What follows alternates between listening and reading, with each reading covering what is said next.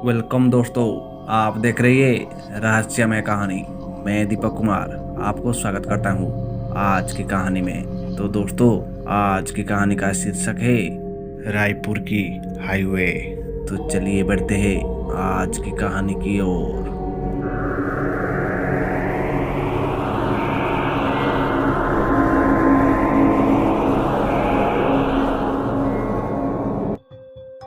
तो दोस्तों, ये कहानी है रतन जी की, जो कि पेशे से एक ट्रक ड्राइवर है।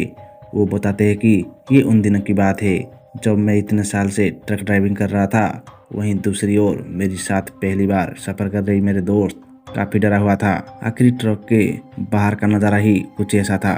मैं अपनी पूरी कोशिश कर रही थी कि किसी तरह उसकी डर को कम कर सकूं, जिसके लिए मैं यहाँ वहाँ की बातें कर रही थी ताकि मेरी दोस्त की ध्यान भटका सकूं।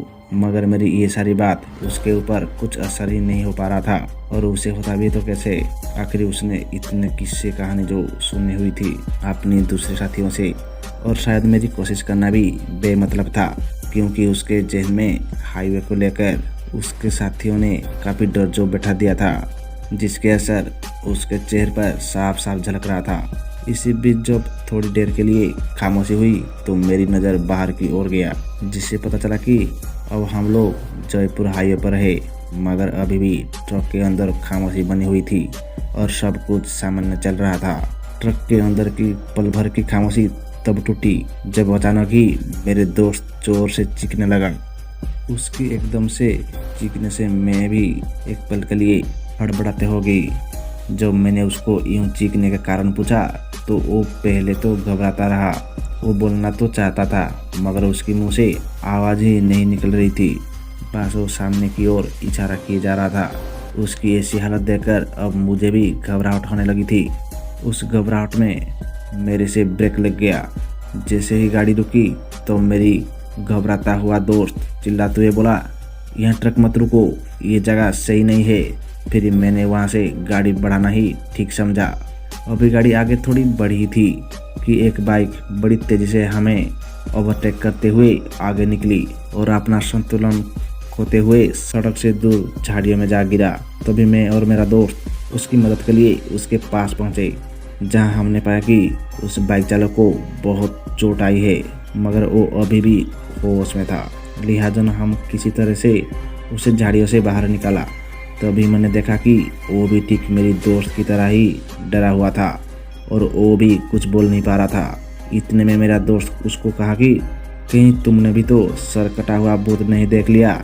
मेरी दोस्त का बात सुनते ही वो आदमी घबराते हुए बोला, हाँ हाँ, उसकी सर कटी हुई थी। ये बात सुनकर मेरी तो रोंगटे खड़ी हो गई। उस सर्द रात में भी मेरी पसीने छूट रही थी।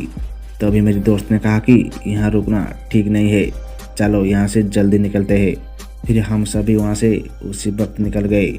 वहाँ से काफ़ी दूर निकलने के बाद जाकर हम लोगों को राहत मिली। फिर जाकर उस आदमी ने बताया कि कैसे उस सरकटा आदमी को देखकर उसका बाइक से नियंत्रण खो गया।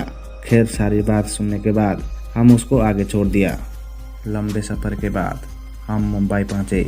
माल डिलीवर करने के बाद वापस में हमें उस सरकटी भूत के बारे में दूसरे लोगों से पता चला कि दरअसल बहुत साल पहले उसी हाईवे पर एक ट्रक ड्राइवर की हत्या कर दी गई थी, जिसमें उसका सर धड़ से अलग कर दिया गया था, जिसके बाद से अक्सर उसकी आत्मा हाईवे पर दिख जाती है।